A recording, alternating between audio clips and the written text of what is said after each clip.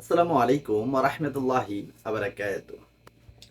প্রিয় প্রবাসী ভাই ও বোনেরা, আমাদের দেশ এখনো শান্ত হয়নি। আমরা কিন্তু সঠিক খবরটা এখনো পুরোপুরি জানতে পারছি না। তবে এটা ধরে রাখেন, দেশ এখনো শান্ত না। কারণ আমি তো টেলিভিশন দেখি, আমার টেলিভিশন আছে একটা।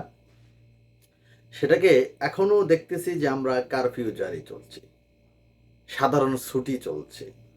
তারপরে কারফিউ আমাদের গাজীপুরে, নরসিংদীতে এদিকে বাড়ানোর চিন্তাধারা করতেছে।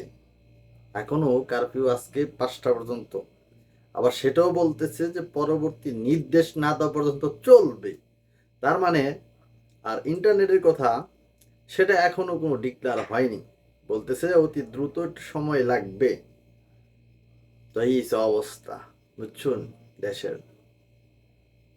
দেশের অবস্থা করুন। পুরোপুরি নেট না আসলে আমরা বলতে পারবো না, আর দেখতেও পারবো না কি হয়েছে।